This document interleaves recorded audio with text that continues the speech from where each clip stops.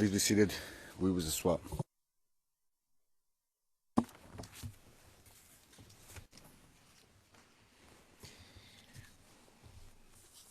Before giving Le juge président, avant de redonner la parole à monsieur le procureur et à la lumière de la discussion que nous avons eue ce matin dans le prétoire,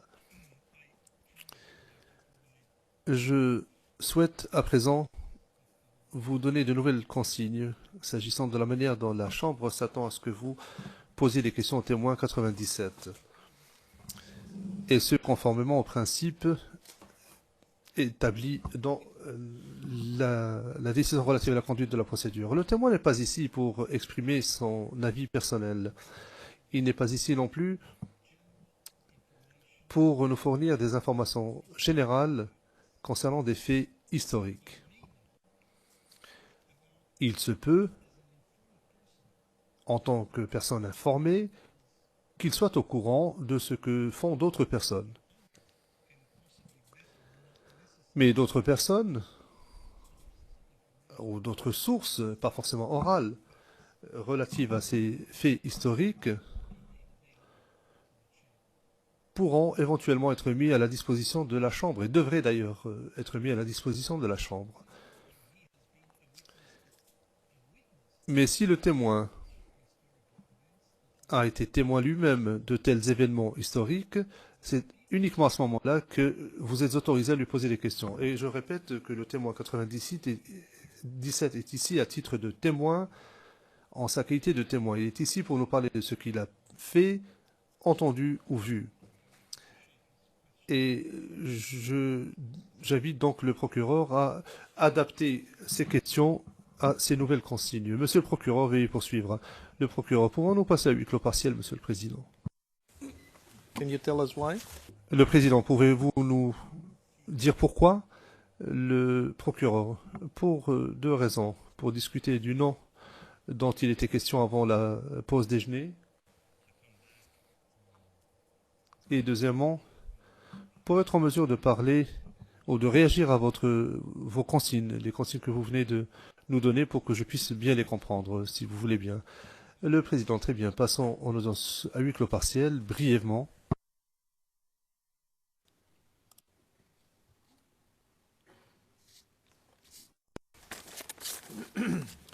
Et je comprends qu'en audience à huis clos, on vient de donner le nom de la personne qui vous a donné les détails au sujet du COGEP. Je comprends que, et ça peut faire certainement l'objet d'une admission, que le COGEP a été le premier congrès, le congrès constitutif du COGEP date du 4 juin 2001. C'est bien ça, monsieur le témoin? Oui, c'est exact. Est-ce que mes collègues de la défense de M. Blégoudet sont prêts à faire une admission? Pensez-y, vous reviendrez.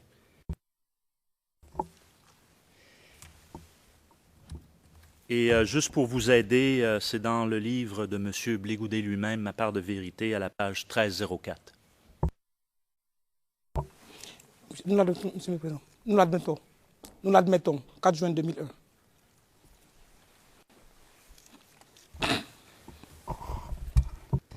Yes, but do you really think that Le président.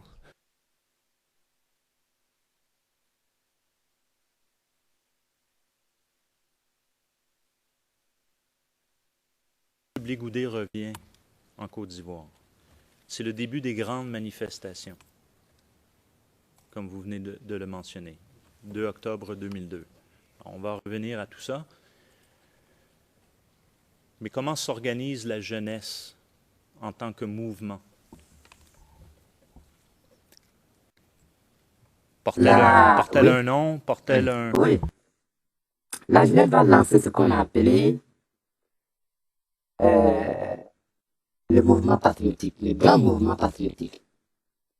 Et à l'époque, ce mouvement, c'était l'Alliance des jeunes pour le sursaut national. Ça, c'était la dénomination de tout ce qui se mobilisait comme mouvement jeunes patriotes. Enfin, comme acteurs jeunes patriotes, tous se fédéraient au sein de cette alliance-là. Quels étaient les groupes à l'origine de la GSN?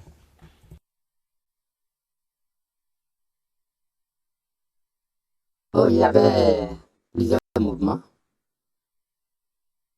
Il y avait le mouvement pour le mouvement ivoirien pour le rapatriement d'Alassane Ouattara. On appelle ça Mirao. Il y avait le COGEP lui-même.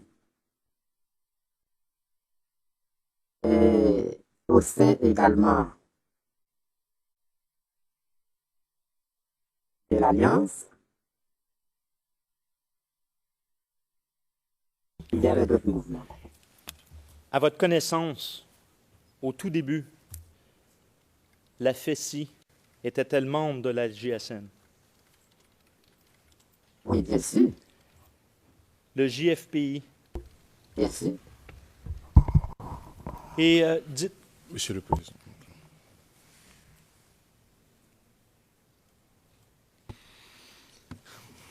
please, Mr. Le président, oui, allez-y. Président, tout simplement attirer votre attention sur le fait que Monsieur McDonald donne beaucoup de questions, pose beaucoup de questions subjectives. Si lors de la première session, l'équipe de défense de M. Charles Blé Goudet est restée sans mot dire, nous voulons attirer votre attention sur le fait que cette seconde session, nous allons scrupuleusement respecter vous-même les règles posées par la Chambre. Nous n'avons pas entendu le témoin lui-même suggérer que la FECI était membre de la GSN. Il n'appartenait pas à l'accusation de le faire. La question posée par l'accusation était très claire. Quels étaient les groupes membres de la GSN? Il a cité 2 groupes, le reste, il dit « je ne me rappelle pas ». En posant la question autrement, pour suggérer est-ce que la FECI faisait partie de la GSN, c'est une question subjective. Et si nous l'avons accepté, comme je l'ai dit, la première session, beaucoup de questions subjectives, pour cette deuxième session, que M. le procureur fasse un effort.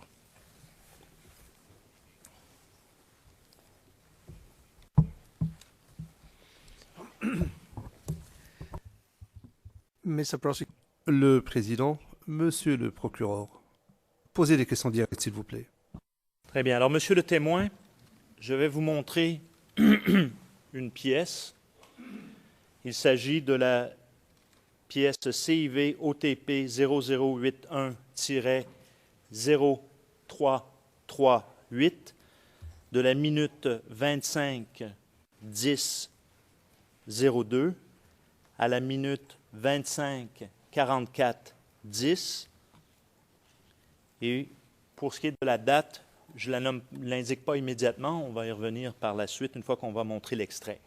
Alors, monsieur le témoin, regardez bien les images que l'on va voir.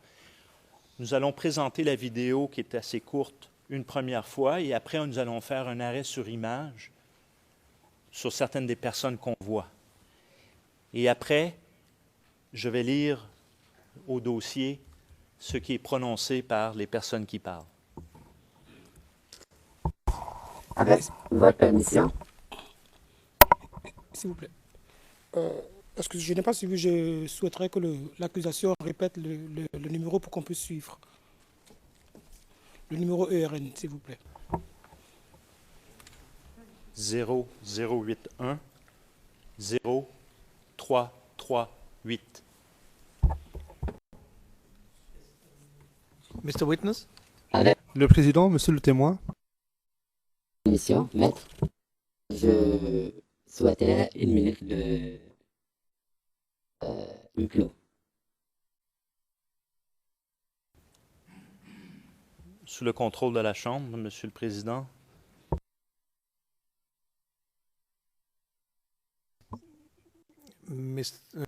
le président, pouvons-nous passer à huis clos partiel?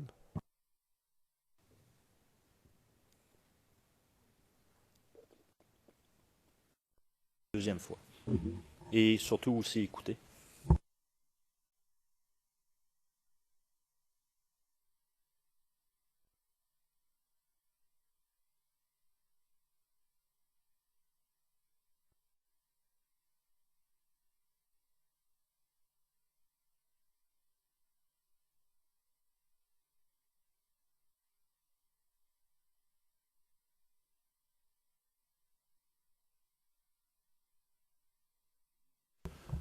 We're supposed to have some sound. Le procureur, en principe, il y a une piste sonore qui accompagne cette vidéo. It was tried and tested this morning. Nous l'avons vérifié ce matin et ça a marché ce matin.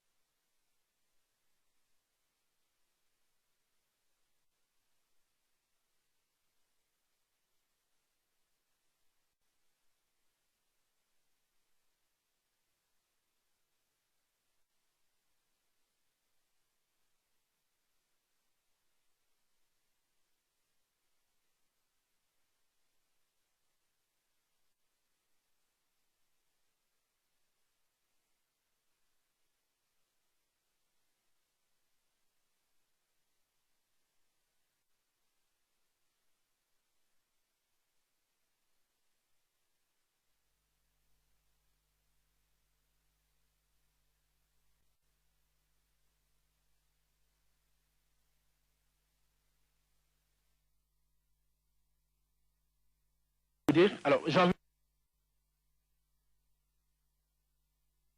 de dire, après ce que vous venez de faire, quoi maintenant? J'ai été nommé général du camp de libération de la Côte d'Ivoire au nom de la jeunesse qui est ici réunie, l'Alliance de la jeunesse pour le sursaut national. Et nous disons aux jeunes gens qui sont sortis ce matin, il faut accepter de mourir d'une belle mort. La belle mort dont on peut mourir, c'est de mourir pour sa patrie. C'est un message fort. Blé Goudé, ce sera le mot de la fin. Nous avons eu beaucoup de plaisir à vous avoir sur ce plateau. La Côte d'Ivoire a besoin de ces forces vives. Nous avons besoin de tous. Bonsoir et que Dieu bénisse notre pays.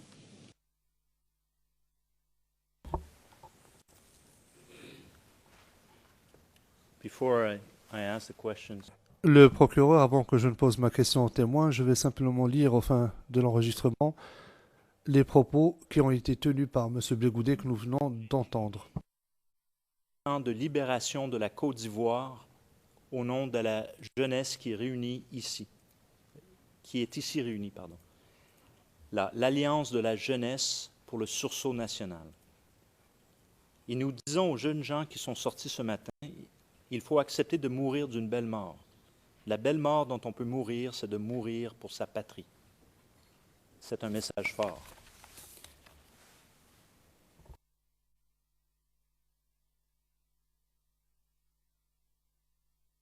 Well, it's a strong message you added.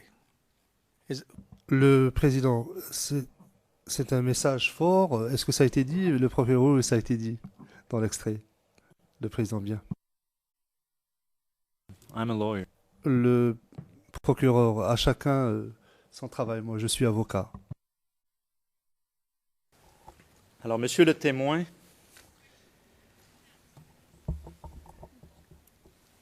est-ce que dans un premier temps, vous avez déjà vu cette vidéo ou ce passage? Je l'ai déjà vu. Très bien. Alors, outre M. Blégoudet qu'on voit qui est habillé pour l'occasion en général, je vais vous présenter d'autres personnes. On va faire un arrêt sur image et je vais vous demander d'identifier les personnes si vous en êtes capable, s'il vous plaît.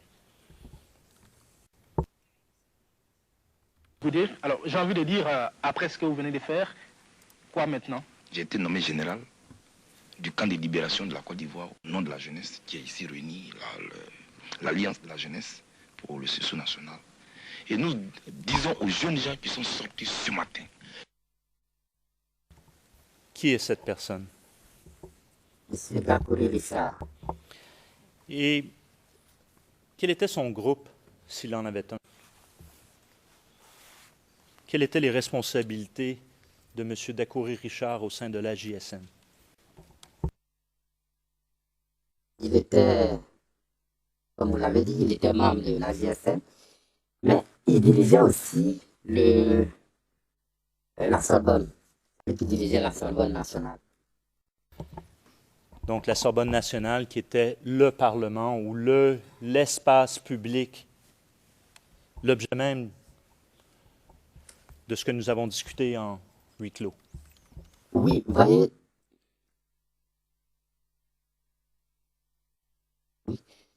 tout à l'heure, lorsque vous m'avez demandé d'énumérer l'ensemble des organisations qui étaient membres de la GSN, j'ai dit qu'il y avait le MIRAO, j'ai dit qu'il y avait la FECI, j'ai dit qu'il y avait... Bon, je n'ai pas mentionné la SOAF. SOAF, c'est Solidarité africaine. Et puis, Excusez-moi, la SOAF, on va y revenir à la SOAF. Excusez-moi, continuez. donc, c'est pour dire que, bon, à une question, du coup, c'est pas tout qui vient. C'est un processus. Et puis, bon, ben, voilà, c'est ce que juste je voulais mentionner. Sinon, comme vous l'avez indiqué, la Sorbonne était l'espace privilégié de mobilisation. C'est l'espace mère, c'est la Sorbonne mère, c'est de là que sont parties les autres structures, les autres espaces de mobilisation. Très bien. Alors, nous étions arrêtés à l'image 25-27, 02. Alors, nous allons continuer, monsieur le témoin. Il faut accepter de mourir d'une belle mort. Alors, nous arrêtons à l'image. Juste un petit instant, il faut que je regarde les minutes.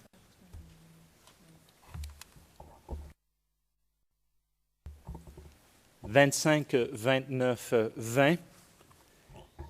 Qui est cette personne? Monsieur Thierry Legré. Et quel était le groupe de M. Legré? Monsieur Legré n'avait pas de groupe spécial parce qu'il était un transfuge du RDR. Il venait juste du RDR et même s'il avait un groupe, je ne me suis jamais intéressé à son groupe. Très bien, nous allons continuer. La belle mort dont on peut mourir, c'est de mourir.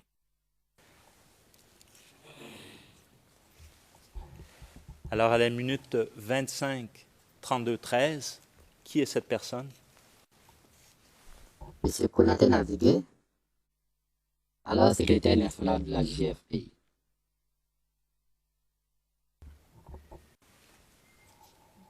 Mourir pour sa patrie. C'est un message fort. Blé-Goudé, ce sera le mot de la fin. Nous avons eu beaucoup. Nous sommes à la minute 35, 26, 23. 25, 36, 23. Qui est cette personne? Monsieur Jean-Yves Duboupieux, qui à l'époque était secrétaire national de la FECI. Et vous avez parlé tout à l'heure de la SOAF. Donc, oui, mais il avait aussi.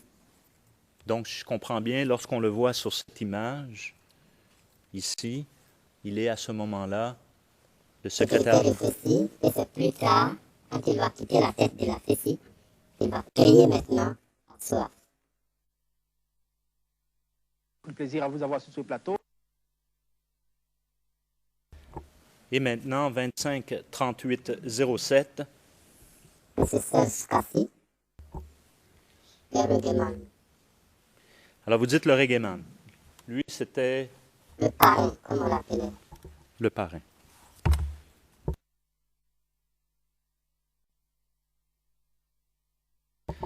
Est-ce que vous êtes capable de nous situer dans le temps? Je comprends que l'image est en noir et blanc, mais évidemment, il y a des images couleurs. C'est un effet, je comprends, du réalisateur sûrement, mais est-ce que vous êtes capable de situer? Je pense que cette image, cette vidéo, c'est juste, je ne m'abuse, juste après l'arrivée de Blé Goudé en Côte d'Ivoire, après septembre 2002, et plus précisément après cette grande mobilisation d'octobre 2002. Alors, je vais vous présenter une autre vidéo.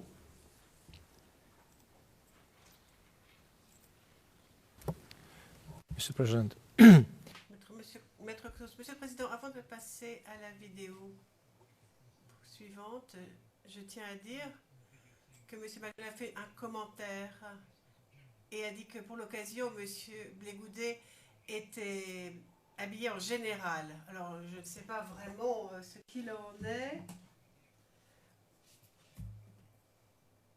Bon, de toute façon, on ne sait pas du tout que c'est un uniforme de général. Le président, oui, en effet. Enfin, moi, j'avais une autre idée, mais je ne vais pas en parler.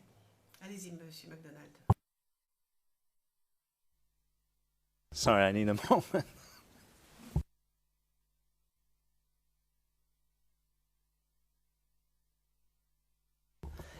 The next piece of video, Your Honor, I'd like to show. S'il vous plaît, j'aimerais montrer CIVOTP 0075 0043 de la minute 16:00 à 17:14. Une transcription existe. Je vous donne la cote. 0087 0089. Suite aux témoignages que vous avez donnés jusqu'à maintenant, nous allons vous présenter une autre vidéo. Je vais vous demander de regarder et après, je reviens vers vous avec des questions. Merci.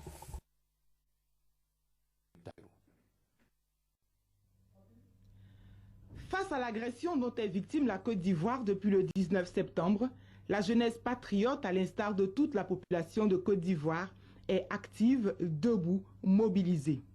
Les jeunes patriotes ne cessent de donner de la voix à travers conférences de presse, marches, meetings. On se souvient encore de la grande mobilisation du 2 novembre dernier. Mais cette fois, la jeunesse de Côte d'Ivoire passe à une étape supérieure.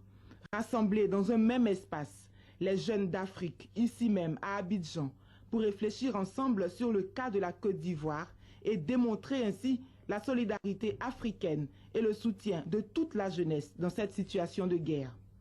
C'est tout l'intérêt du sommet des leaders de la jeunesse africaine qui s'ouvre dès demain 22 novembre. Pour la circonstance, des délégations sont venues du Togo, du Cameroun, du Mali, du Burkina Faso, de l'Angola, des deux Congos, du Ghana, du Niger et du Nigeria. Pour tout cela, il faut soutenir le peuple frère de Côte d'Ivoire. Le responsable de Défi Emploi Jeunes du Bénin et le président de la jeunesse socialiste du Sénégal.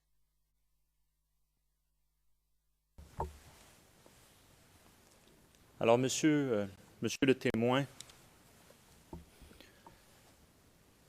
ici, il est fait mention d'une manifestation. On voit M. Blé Goudé habillé de la même façon qu'on l'a vu à l'image précédente, et on situe ça le 2 novembre 2002. Est-ce que vous vous rappelez, lorsque vous avez mentionné le 2 octobre 2002, est-ce que c'est à ce rallye que vous faites référence? Parce que... Merci, maître. Oui. Je pense que, avant de commencer, je vous ai indiqué que j'avais beaucoup de problèmes avec les dates. Ça va me suivre un peu. Sinon, je voulais plutôt parler de la mobilisation du 2 novembre. Au plateau, à la place de la République.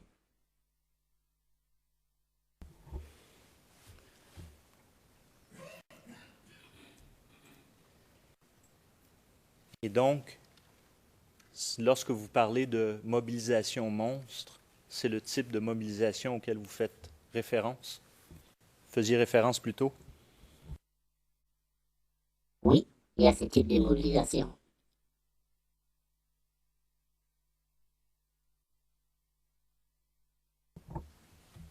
Je vais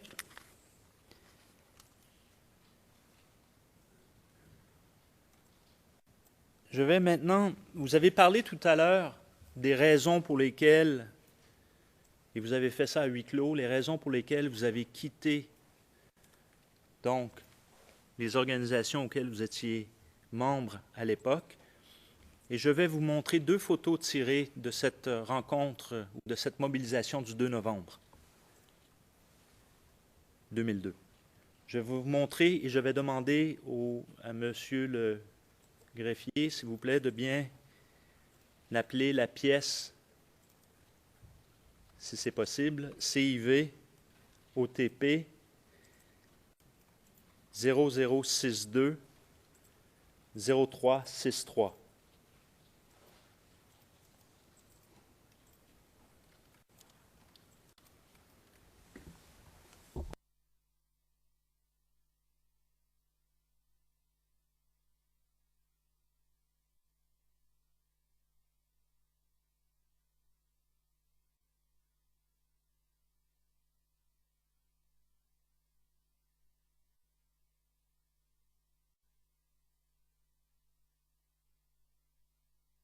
C'est une pièce publique.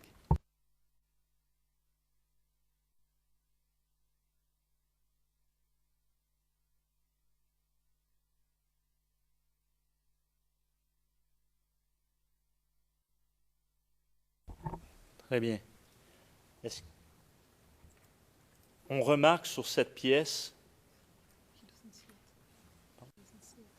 est-ce qu'on peut la projeter?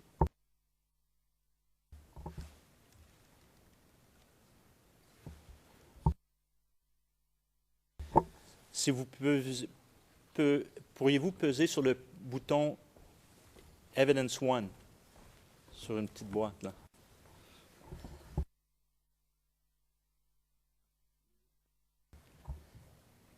Est-ce que vous voyez la pièce? Oui. Vous voyez la pancarte? Oui.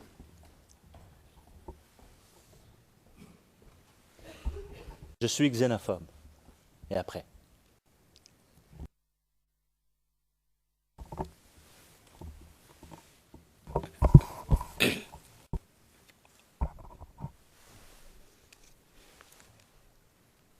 Monsieur le Président, est-ce une question?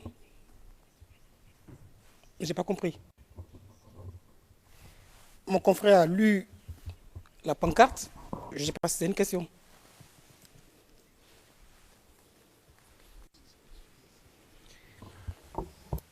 Alors, ma question est la suivante. I think Le président, je pense que maintenant nous allons voir la question. Enfin, c'est ce que je pense. Alors, la question arrive-t-elle? Monsieur McDonald, mais elle arrive, la voilà. Maître Rocher, j'ai un commentaire supplémentaire. Mon éminent confrère a dit « je suis xénophobe » et après, moi, je suis xénophobe après. Et le mot qui est devant après, je ne le vois pas. Donc je trouve que monsieur McDonald a lu quelque chose qui ne se lit pas, le président. Non, non, il n'y a que la moitié du mot qui est couverte. On voit bien le « e ». Cela dit, enfin, on ne va pas quand même se lancer dans ce genre de débat futile. Bon, vous n'auriez pas dû le lire. Vous auriez plutôt dû demander aux témoins ce qu'ils lisent. Ça aurait été plus efficace. Plutôt que de toujours sauter le pas, aller trop vite, anticiper, ralentissez un peu et demandez-lui que lisez-vous sur cette pancarte. Monsieur McDonald, j'aimerais donc maintenant faire afficher une autre image du même meeting. Le président, vous voyez le E quand même, monsieur Maître Rocher. Oui, ça ressemble plus ou moins à au moins la moitié d'un E. Le président, oui, une bonne moitié. Maître Rocher, mais c'est pas comme ça qu'on épelle. Ce n'est pas comme ça qu'on épelle « et ». Enfin, je sais que mon français est épouvantable, mais quand même. Le président, moi aussi, je sais appeler et en français. Oui, oui, moi aussi, je sais le faire. Mr. Prosecutor, please proceed. Could we Président, pouvez-vous poursuivre Monsieur McDonald? Monsieur McDonald, pourriez-vous avoir CIVOTP 0062 0364, c'est la pièce qui suit celle que nous venons de voir à l'écran.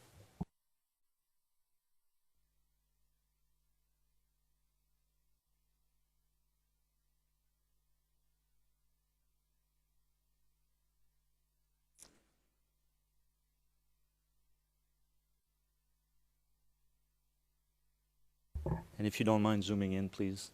Pouvez-vous s'il vous plaît agrandir l'image?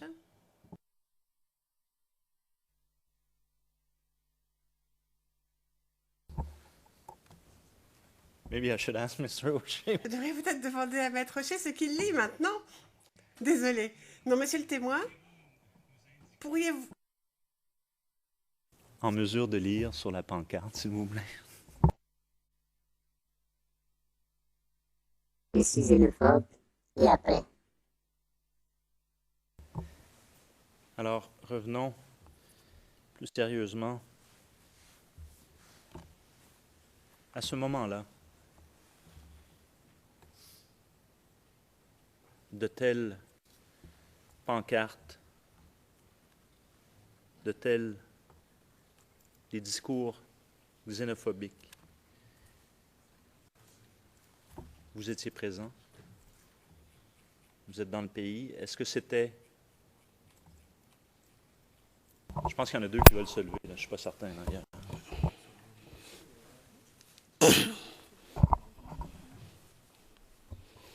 Je crois que... Monsieur le Président, je ne vois pas de discours xénophobe ici. Ce que mon confrère dit, c'est un commentaire. Je ne sais pas si je vois mal, mais je ne vois pas de discours xénophobe ici. Ici, il n'y a pas de discours xénophobe. Et donc, peut-être qu'on pourrait inviter le confrère à poser correctement une question. I see just a statement. I don't know if... Le président, je ne vois qu'une déclaration. Enfin, c'est une opinion. Je ne sais pas ce qu'il en est. Alors, reformulez. Vous avez quitté les mouvements auxquels vous apparteniez. Pardon? Vous avez précisé plutôt à huis clos les raisons pour lesquelles vous avez quitté, n'est-ce pas, les mouvements auxquels, ou le mouvement auquel vous apparteniez. Maintenant, nous sommes en 2002, nous sommes le 2 novembre 2002. De telles pancartes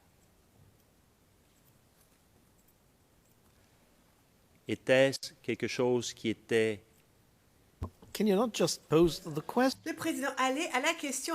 Monsieur McDonald, j'y arrive, le président. Non.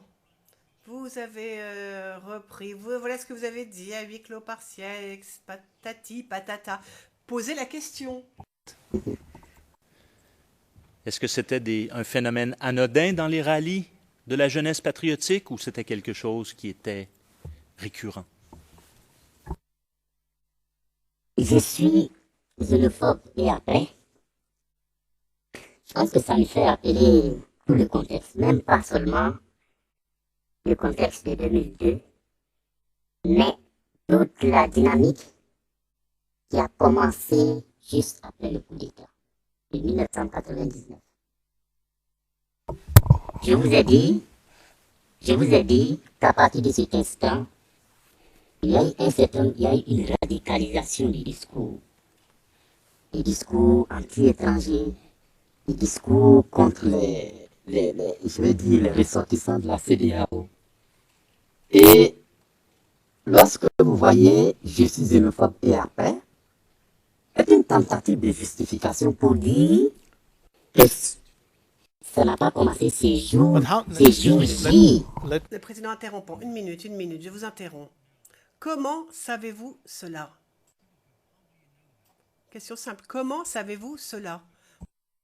J'aimerais intervenir parce que tant que l'accusation posera ce genre de questions, on assistera à ça.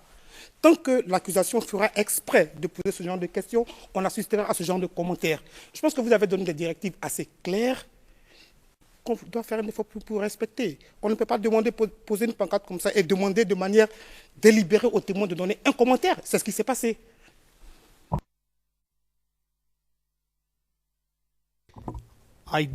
Le président, je suis d'accord.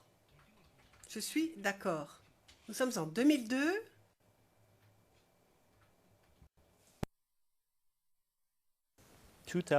Your Honor. En 2002, écoutez, c'est un contexte important pour 2011. Alors, je suis interrompue toutes les 5 minutes, mais j'ai besoin quand même de dresser un peu le paysage et ensuite je poserai la question, quelle est la source de l'information? Mais c'est une personne qui habite dans le pays, s'il vous plaît. Il y a déjà le micro allumé. Je veux dire, attendons. So, therefore... Donc, c'est ce que nous faisons maintenant avec ce témoin. Et c'est quand même essentiel en l'espèce. Je tiens à le dire. C'est notre 10e témoin. Je ne vais pas présenter ma thèse avec seulement 10 ou 11 témoins, le président. Oui, parce qu'il y en a déjà eu 11. Monsieur Magdal, très bien, 11. Je concède cela. Mais on construit une maison. C'est vrai qu'on construit notre maison et on y va brique à brique. Et ça prend du temps. Et j'essaie de le faire. Mais cet après-midi, la défense a décidé de soulever des objections chaque fois que je pose une question. Très bien. Voilà ce qui se passe en ce moment. Le président. Oui, mais ça, c'est ce qui se passe en ce moment parce que je pense que vous ne suivez pas parfaitement les directives. Monsieur McDonald, il faut quand même que je pose une question avant de demander quelle est la source. Je pose la question et ensuite, après, une fois que j'ai la réponse, je dis, mais comment le savez-vous? Je ne peux pas dire, bon, d'abord, nommez vos sources et que vous a dit cette source. Mais non, je dois d'abord demander quels sont les faits que le témoin connaît et ensuite, je lui demande la source de sa connaissance. Le président, je ne suis pas parfaitement sûre. Est-ce que quelqu'un souhaiterait répondre? Mon collègue a tendance à dire que nous sommes en train de l'interrompre de manière indéfinie. Ça me fait sourire que ça vienne de lui, parce que j'ai compté chaque fois que M. McDonald était ici, il a fait des objections au moins 50 fois par séance. Et donc, si les directives sont suivies aussi respectueusement, je ne crois pas qu'on en sera à ça. Merci. Your Honor, without... Maître Hochet, je n'aimerais certainement pas vous pousser à bout, Monsieur le Président. Mais voici le problème. Si on montre au témoin une pancarte avec une affirmation, ce n'est pas le témoin qui portait ce panneau. Il n'a rien à voir avec le panneau. Que peut-il faire? Inévitablement, il ne peut que donner son opinion, quelle que soit la question qu'on lui pose d'ailleurs à propos de ce panneau, de cette pancarte, le Président, à moins qu'il ait été sur les lieux. Présent sur les lieux. Donc moi, c'est ce que j'aurais posé comme question. Avez-vous assisté à cela? Étiez-vous présent? Monsieur le procureur, ne demandez pas au témoin son opinion. Ce n'est pas ce qui nous intéresse. La Chambre souhaite juste apprendre du témoin quels sont les faits auxquels il a assisté, qu'il a entendu, qu'il a vu. Donc, où il était présent, en un mot. Allez-y.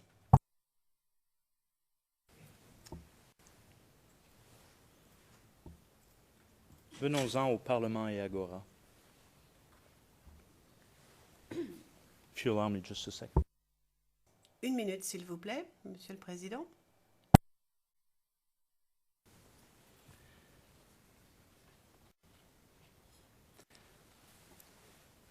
Alors, nous avons abordé brièvement le sujet à huis clos partiel.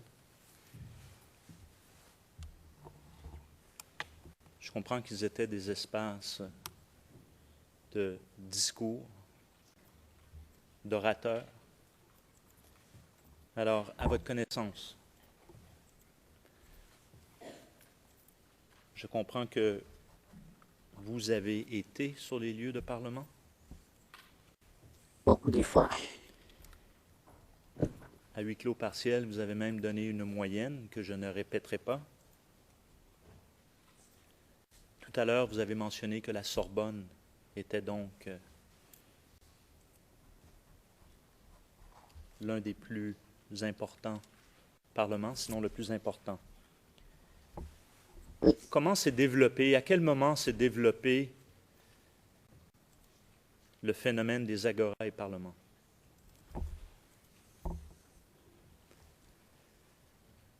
Il faut dire que même avant 2002, la Sorbonne existait déjà. La Sorbonne existait déjà.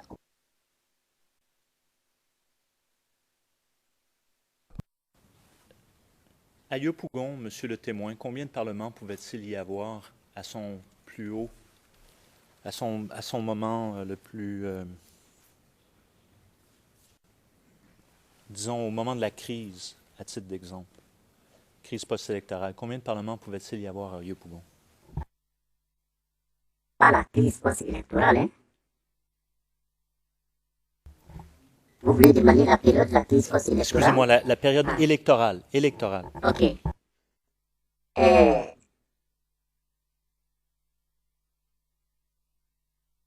On pouvait avoir plus de 10 à Yopougon.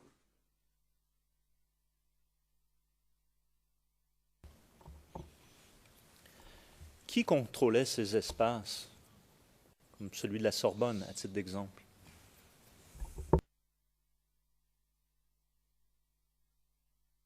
Dans le fonctionnement de ces espaces, chacun de ces espaces a un responsable, un président. Maintenant, la question est de savoir dans quelle coalition les différents présidents-là se mobilisaient. C'est la question. Et donc, pour reprendre, les agoras et parlements, comme on les nommait des espaces de libre expression, évidemment, la majorité de ces espaces de libre expression adhéraient à la JSN.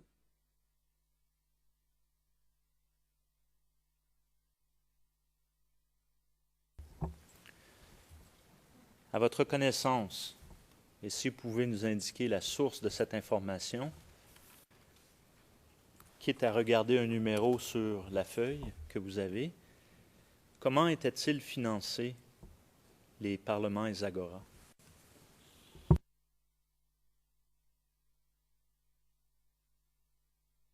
Les parlements et agoras, je peux dire qu'il y avait plusieurs sources de financement. La première source était d'abord interne, c'est-à-dire qu'il y a eu des activités développées dans ce parlement qui faisaient générer de l'argent.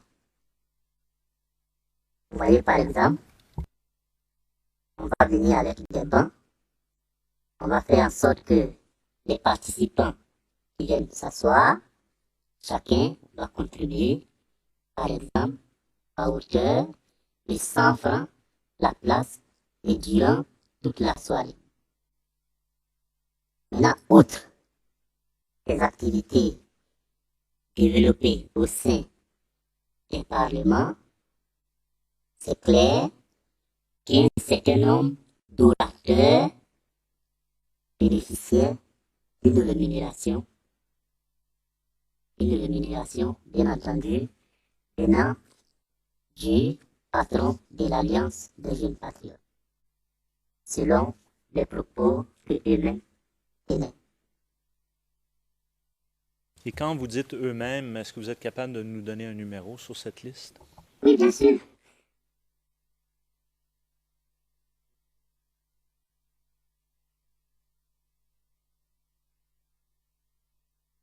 Vous avez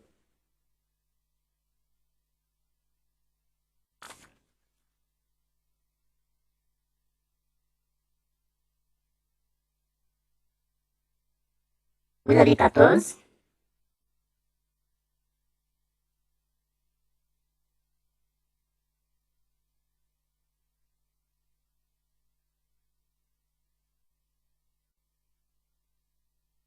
vous avez 18, vous avez 19, et puis vous avez 20, 21 également, 22, oui c'est tout, et pardon, 25.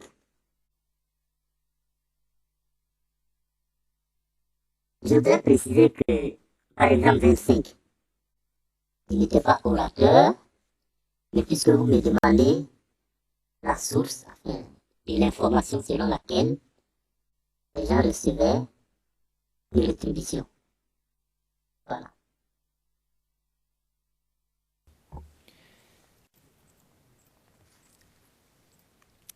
L'on remarque à un certain moment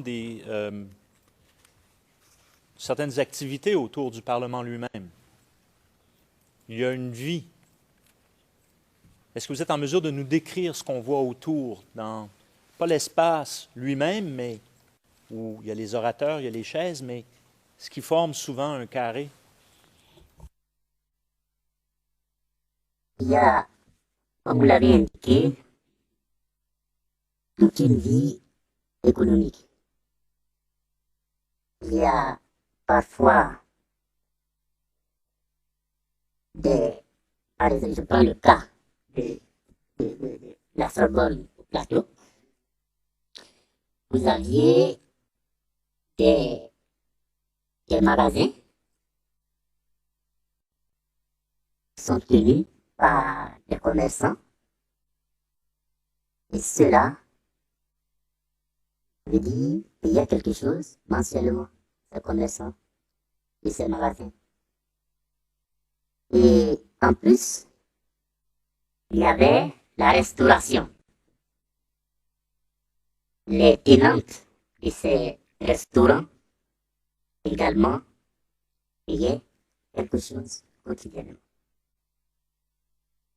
Et puis, vous avez toute la masse de militants ou bien des gens qui viennent écouter, qui sont dans une tribune, et ceux-là que je parlais, ils contribuaient également.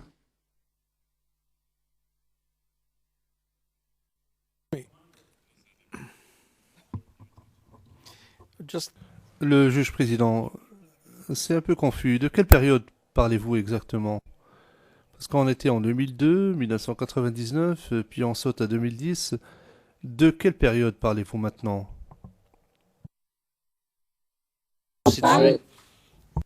On parle de la période à partir de 2002. Et mieux, quelques mois après, 19 septembre 2002.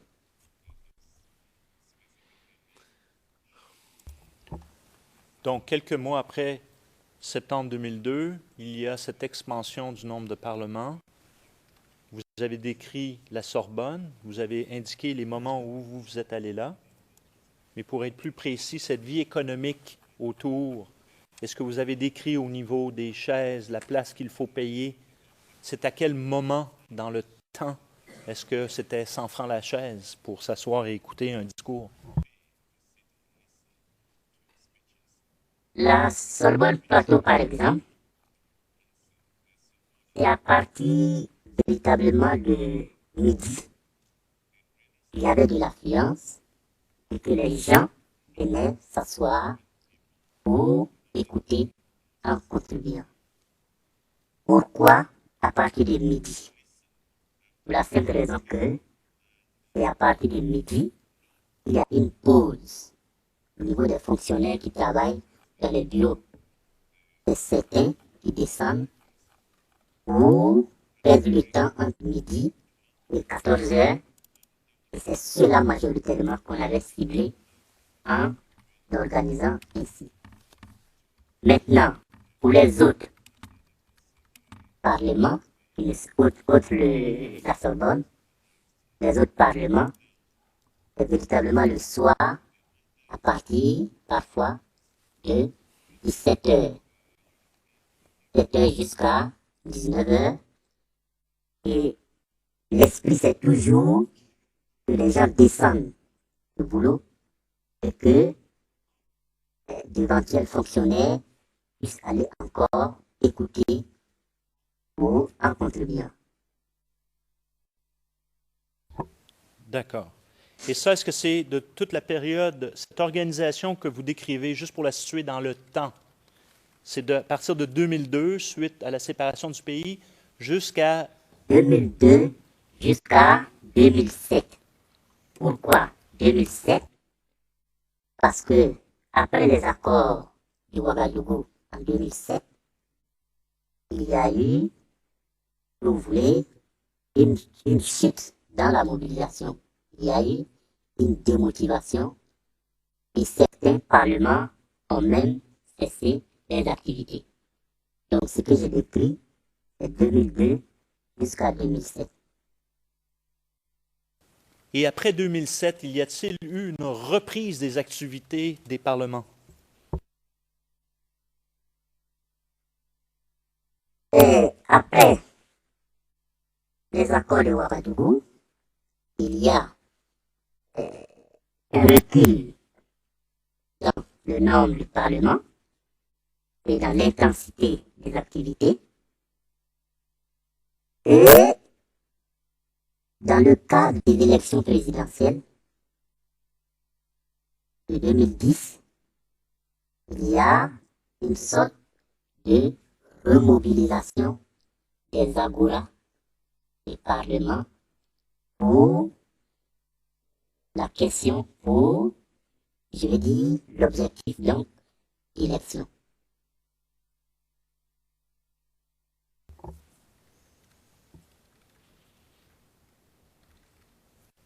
Je vais vous montrer, monsieur le témoin, une vidéo qui est la pièce CIV OTP 0052 0673 de la minute 2:05 à la minute 3:01:14. Il y a également un transcrit que l'on trouve à 0054-0458 de la ligne 36 à 70.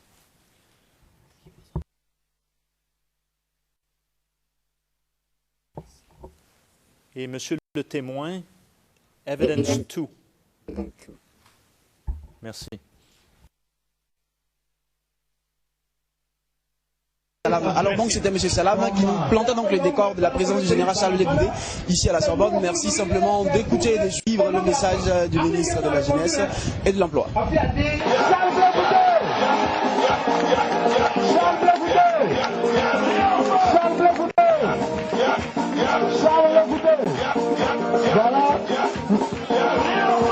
Le général Charles Légoudé. Voilà. On a l'occasion. Voilà de le saluer comme ça. Nous devons compter sur nous-mêmes d'abord. Et si de 2002 jusqu'à aujourd'hui, malgré le fait qu'on a tout le monde entier contre nous, nous résistons encore et que ce pays est encore là, c'est parce que nous comptons d'abord sur nous-mêmes. Et on doit continuer de compter sur nous-mêmes. C'est pourquoi ce panel qui arrive là, nous-mêmes. Alors, monsieur le témoin, reconnaissez-vous le lieu en question? L'endroit où se trouve monsieur Blé-Goudé, cette plateforme? Oui, l'arbre me rappelle la Sorbonne Plateau. D'accord. J'aimerais,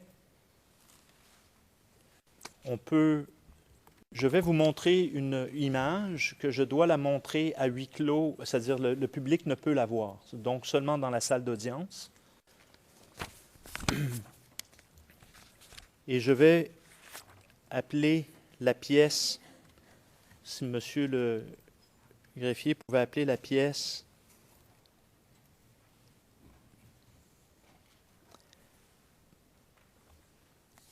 excusez-moi une petite seconde, 0081 0081 0006 de mémoire. Et plus spécifiquement, la page 196 de cette pièce. Si vous me permettez, je vais vous donner le numéro ERN dans une seconde.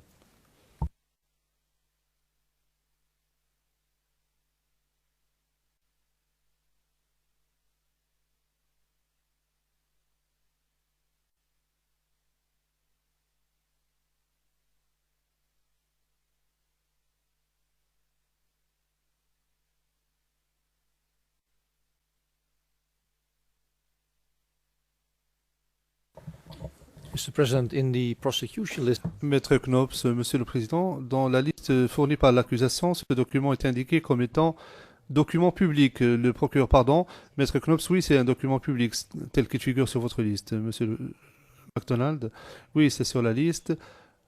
Maître Knops s'interrompant. Non, non, vous avez dit que seuls les juges devaient l'avoir, Monsieur MacDonald. Non, non, je voulais parler des personnes ici présentes dans le prétoire. Il ne faut pas qu'elles soient diffusées en public, mais les personnes ici présentes peuvent l'avoir. I think the question is why not to the public?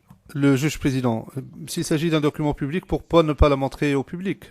Le procureur, lorsque vous allez voir ce document, vous constaterez qu'il y a un nom qui apparaît sur cette photographie. Le juge président, il y a donc une raison derrière tout cela. Monsieur MacDonald, oui, oui, ce n'était pas une erreur de notre part, c'était voulu.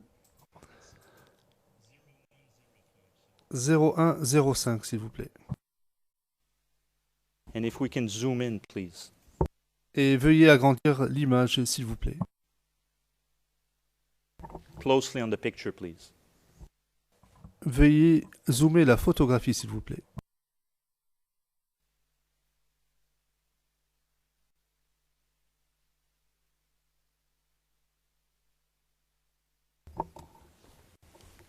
Evidence 1. À voir.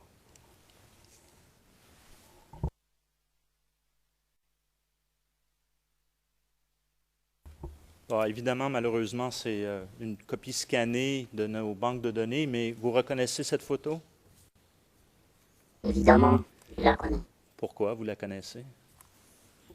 C'est ma photo à moi, c'est moi qui l'ai pris. D'accord. Alors, vous avez fait référence... Qu'est-ce qu'on voit? À gauche, on voit l'immeuble qui est à la Sorbonne. Et puis, c'est tout le marché dont je parlais tout à l'heure, à la fois les magasins, la restauration, les femmes qui vendent à manger. Donc, la vie économique autour du Parlement de la Sorbonne au Plateau. C'est ça. Et cette photo a été prise à quelle date environ? Je l'ai prise en 2009.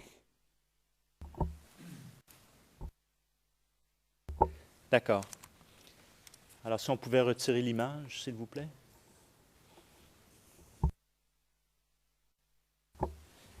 Vous nous avez décrit, monsieur le témoin, le processus. Donc, la Sorbonne, c'est de midi à 14 heures. Et après, en soirée, il y a les parlements, les autres parlements, des autres quartiers. Est-ce qu'il vous est arrivé d'aller à la Sorbonne et après en soirée d'aller écouter le discours d'une même journée? Bien sûr. Pourquoi la Sorbonne était-elle de 12 heures à 14 heures et les autres en fin de journée? Outre le fait que les fonctionnaires retournent à la maison, est-ce qu'il y avait d'autres raisons? La Sorbonne, c'est à la Sorbonne d'abord que les responsables des autres parlements, à la fois des villes et des autres quartiers, c'est à la Sorbonne qu'ils viennent prendre des informations essentielles à véhiculer par la suite. Donc, vous constatez que, à partir du matin, pratiquement les orateurs de pratiquement tous les agora et parlements se retrouvent d'abord à la Sorbonne, et ce, jusqu'à 14 heures, pour décrypter l'actualité nationale et internationale, et ensuite définir ce qui va être dit dans les autres parlements. En soirée ou en fin de journée.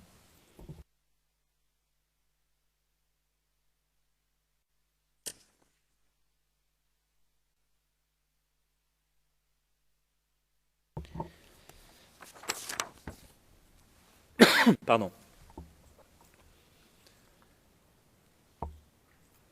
À votre connaissance, quitte à nous indiquer les sources toujours, qui contrôlait le message des orateurs?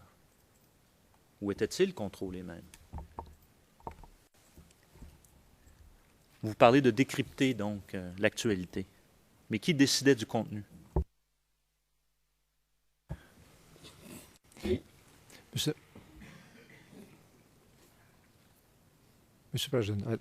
Maître Knops, Monsieur le Président, je soulève une objection parce que cette question concerne la question ultime, savoir l'appréciation finale que fera votre chambre de la question du contrôle. Deuxièmement, la question est posée d'une manière qui suscite une objection de notre part. Le Président, Monsieur le témoin, pour ce que vous en savez, et dites-nous comment vous le savez, est-ce que les gens étaient libres de dire ce qu'ils voulaient dire? Est-ce qu'ils étaient libres de leurs propos?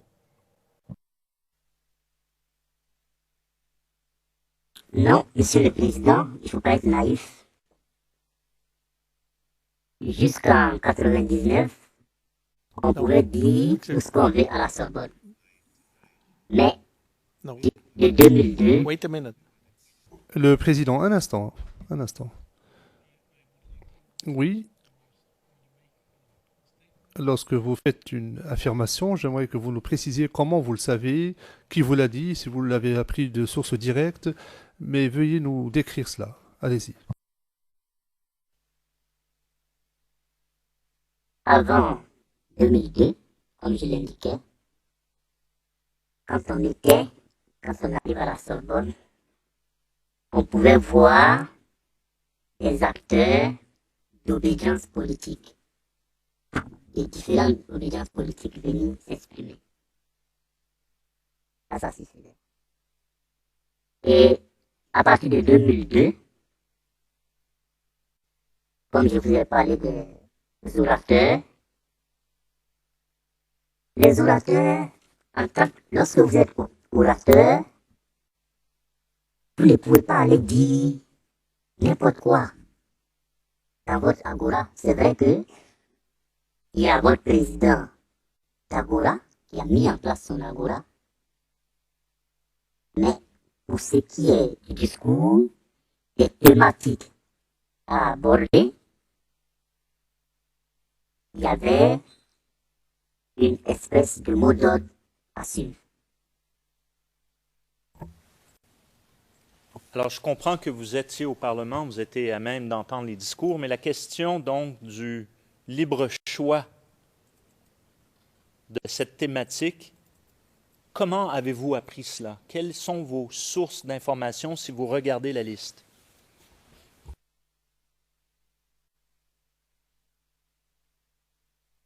Il y a 23, et puis il y a 20, mais aussi 18. Il le disait clairement.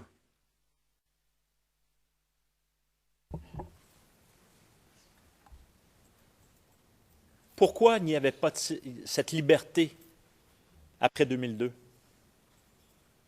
Ou cette pluralité, liberté et pluralité d'orateurs?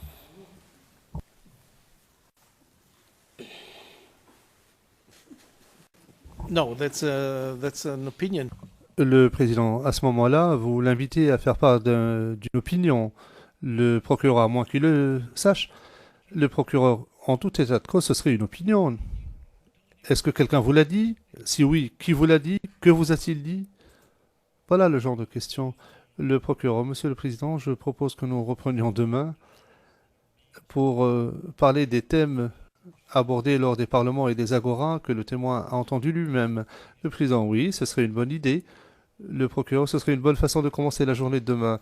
Le Président, de toute façon, il est 16 heures maintenant. Nous allons lever l'audience et nous reprendrons demain matin à 9h30. Mais pas avant d'avoir donné la parole à 1, 2, 3 représentants de la défense de M. Blé Goudet. Et je peux imaginer pourquoi. Can we excuse? Le procureur, est-ce que l'on pourrait laisser partir le témoin d'abord? Le président, oui, je crois que oui. Est-ce que nous pouvons laisser partir le témoin? On peut laisser partir le témoin. Okay, Mr. Witness. Le président, très bien. Monsieur le témoin, vous pouvez rentrer chez vous pour vous reposer. Nous allons nous revoir demain matin à 9h30, comme nous l'avons fait aujourd'hui. Merci beaucoup. And I give the floor. Et sur ce, je donne la parole à l'équipe de défense de Monsieur Blé Goudet, Maître Bougnon. Le procureur, nous sommes en audience publique. Le président, oui, nous sommes en audience publique. Bien, allez-y. Oui, Monsieur le Président, c'était juste de manière courtoise savoir à quel moment l'accusation comptait finir, ceci pour des raisons de divulgation. Et comme nous avons 24 heures avant d'interroger le témoin, c'était pour avoir une fin de savoir à quel moment est-ce que le procureur comptait finir ces questions. Comme ça, on pourrait envisager d'autres choses. We will say approximately. Le président, de façon approximative, à titre approximatif. Votre délai de 24 heures est déjà commencé, car je vais terminer demain en matinée. Hein? Voilà. Merci. Merci. So you reckon to... Le président, donc vous pensez pouvoir finir demain matin? Le procureur, oui, vu le rythme de cette déposition lors du deuxième volet d'audience. Le président, très bien. Je rappelle simplement à la défense que lorsque le procureur en aura terminé, les équipes de défense auront la parole. Maître Hendry, est-ce que vous souhaitiez intervenir? Il ne serait pas bon que nous divulguions aujourd'hui, parce qu'on ne sait pas. Je m'en tiens à ce que le procureur a dit. Cela veut dire que ça doit être effectif. Vous finissez vraiment demain, matin. Ouais, mais écoutez, je ne sais pas pourquoi on me pose la question. On a indiqué 6 heures. Faites le calcul. C'était ça, 6 heures. Alors, 6 heures, c'est une session, c'est une journée et demie. Alors, voilà, on y est. Je n'ai pas l'intention de déroger. Si je dérogerais, je vous aurais déjà informé. D'accord. Je m'en tiens à ce que le procureur a dit. Demain dans la matinée, il aurait fini. Merci.